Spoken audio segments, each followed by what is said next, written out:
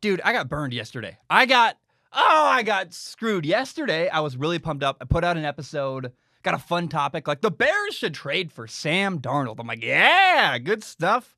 I'm excited. It's a good topic. It's like, somebody should trade for Sam Darnold. Like, why is this not being talked about?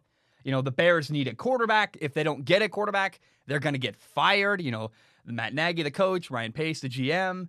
And I posted the episode, and mind you, I've been working at my desk for 2 hours between, kind of preparing the show, and then, I guess that's not true. I record the show, then I edit the show, and I put it out in another while of uploading. But while the show is uploading, I'm not on my phone. I'm just making thumbnails and getting ready, and I've got, 2 clips ready. I'm like, I'm going to put out the Sam Darnold to the Bears clip. I'm so excited. That was going to go first in the full episode.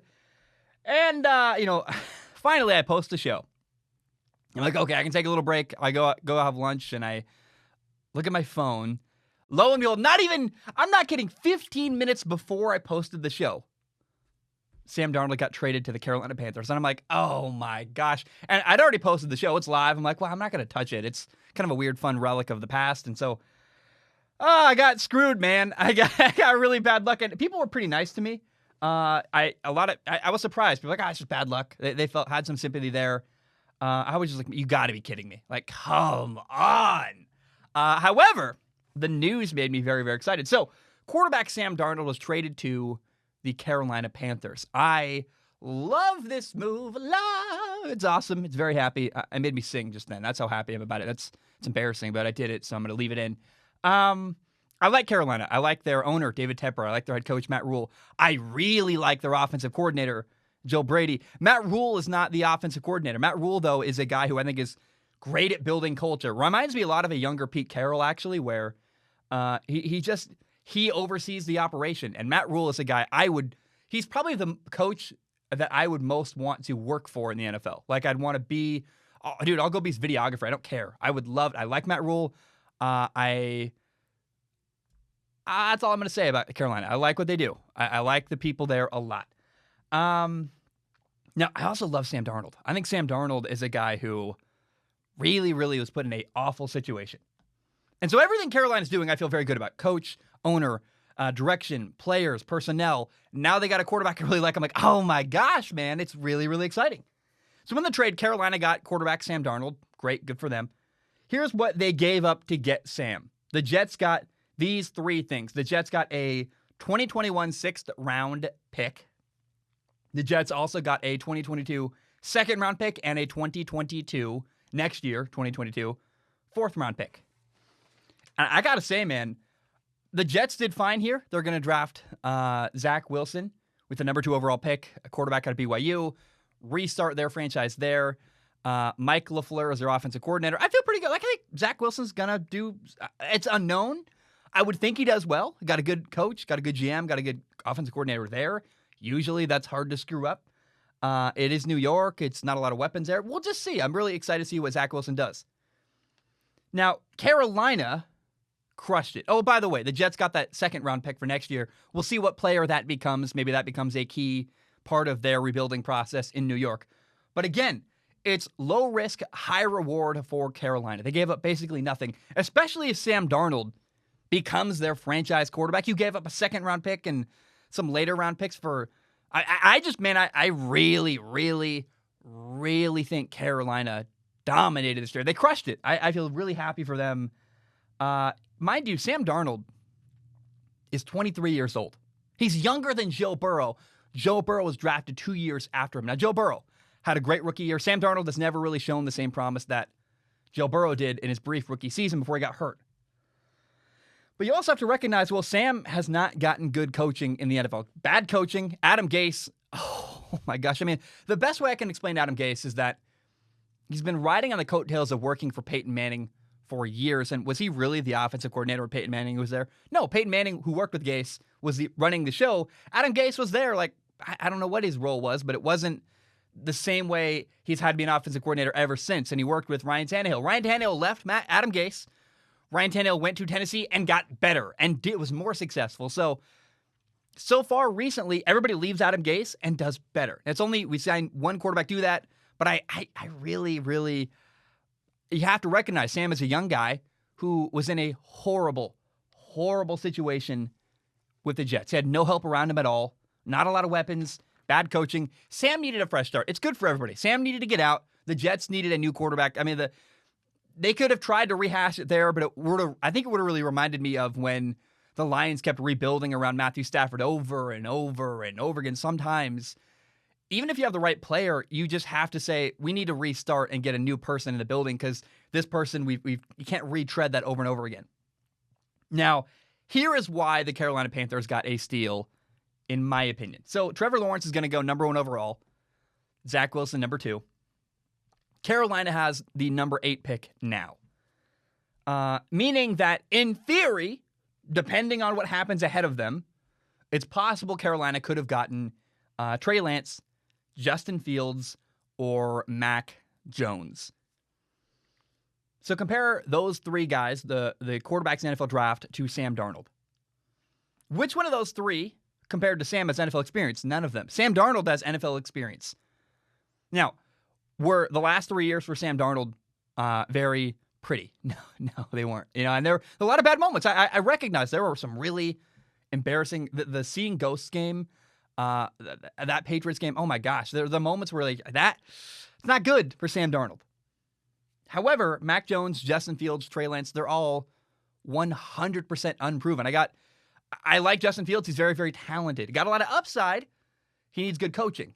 And he had some bad moments last year. Trey Lance, I've never really been impressed with him as far as his quarterback ability playing in a game. I like he's had a year and a half off. We'll see if he grows a lot. I think it's very possible Trey Lance is not the same quarterback today that he was last time he played a full season at North Dakota State because it's been so long. He's been preparing for the NFL for a year and a half. That's that's a lot of time to grow. I think Trey Lance is going to be more ready than we think. Probably going to be similar to Josh Allen, where expectations are low. You're like, he's got some accuracy problems, this and that. And then he comes to the NFL and gets better and better and better. And you're like, wow, year 3, dude, Trey Lance is a different quarterback. That's very possible with Trey Lance. So keep that in mind. And Mac Jones, I like Mac Jones. There's a lot of reasons to doubt Mac Jones. He's not very mobile. He played with great talent around him. He's good. But here's my point. All 3 rookie quarterbacks that are going to enter the NFL, Mac, Justin Fields, and Trey Lance, they're all going to need really good coaching if they want to be successful. The same is true about Sam Darnold. However, he was much cheaper.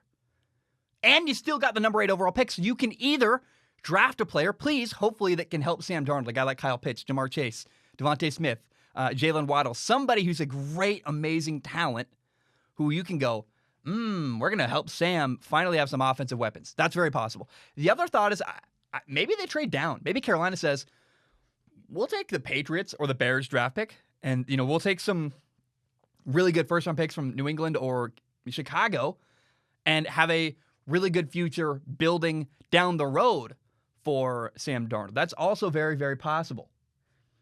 And despite some bad moments in the NFL, Sam Darnold has also made some amazing plays. There are some stuff that I think Sam Darnold got kind of buried in New York, where it's a bad football team, not winning a lot of games. There are some plays he has made where you're like, clearly the talent is there. Sam has high capacity to do really, really good stuff in the NFL. He just needs consistent coaching and stability around him. And again, he's very, very young with some NFL experience.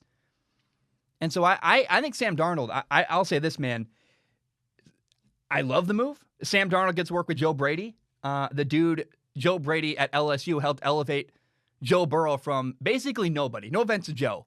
He was like a 6th or 7th round pick his first year at LSU. He worked with Joe Brady for a year, went from basically nobody to the Heisman Trophy winner and the number 1 overall pick. Now, Joe Burrow, I think, pretty clearly has a maniacal work ethic. He worked his butt off to make that happen. You can't give all the credit to Joe Brady. But I've been around Sam Darnold. I've seen how he works, and his work ethic with Joe Brady, and finally a good situation in Carolina, it's a recipe for success. I love that. It's really, really going to be awesome. And he took a giant leap forward. Adam Gase to Joe Brady? That's not even a conversation. Who is way, way better? So, look, I'm really excited to look back 5 years from now, 10 years from now. We're looking at, okay, because I consider Sam Darnold almost in a weird way a member of the 2021 NFL draft class, where I think like, hey, we're going to compare Sam Darnold to Justin Fields, Trevor Lawrence, Zach Wilson, especially Zach Wilson because they replaced one with the other. Trey Lance, Mac Jones. When we look back on this draft class and then you add Sam Darnold, who's the most successful? I mean, it's very possible it's Sam Darnold. Now, whoever gets to go work with Kyle Shanahan in San Francisco, that dude is set up to be very, very well supported. George Kittle, good offensive line, a genius coach. Like, the guy in San Francisco is going to get a really good setup. I think it's hard to screw up based on who's available. 3 talented young guys, Fields, Trey Lance, or Mac Jones. They all got a lot of talent.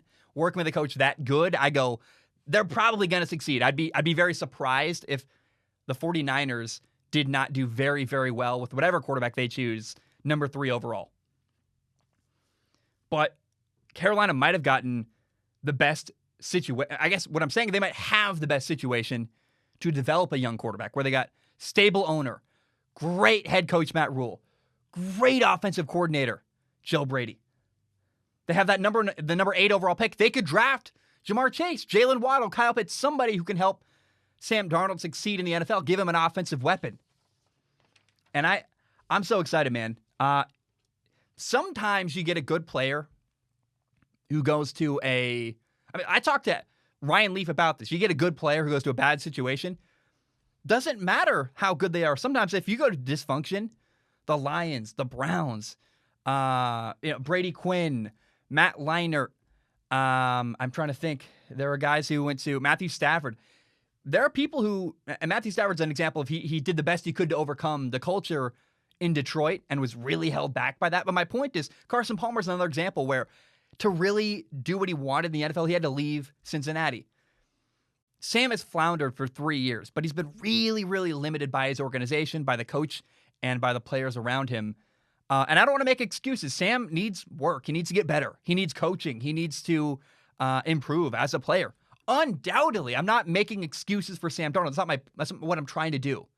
But I am saying that he's been in a really bad situation. And I literally had Ryan Leaf on the show to talk about that. The number 2 overall pick, some people consider Ryan the biggest draft bust in the NFL. We talked all about that, what that experience is like and how you handle that.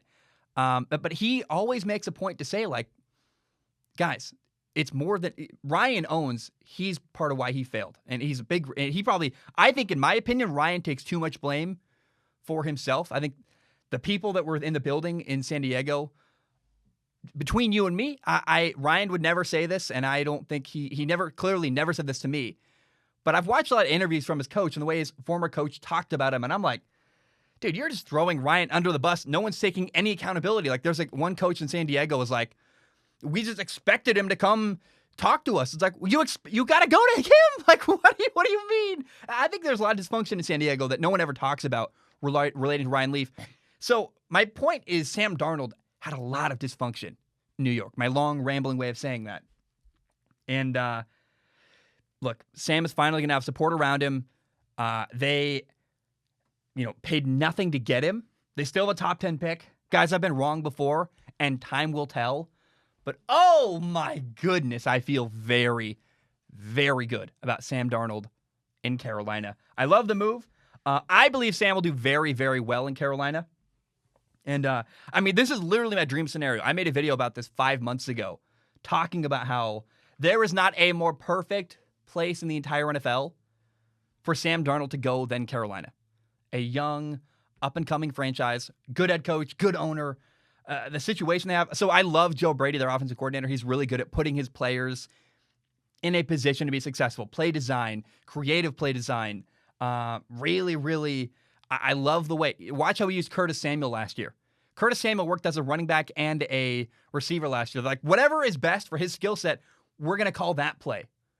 That stuff's going to happen for Sam finally. And I think, man, Joe Brady, Sam Darnold, Robbie Anderson is there. He played with Sam on the Jets. They had a really good connection there. Teddy Bridgewater is currently the starting quarterback in Carolina. Sam will have to take that job away from him at some point. That's also good. Sam was really thrown to the wolves very early. Now, he actually has worked with Teddy Bridgewater before. I believe he won the job from Teddy. But they know each other, and there's no rush to put Sam on the field. Take him in, let him learn. If he's not ready day one, I don't think he will be. He can sit behind Teddy Bridgewater, learn the offense. There's no hurry there.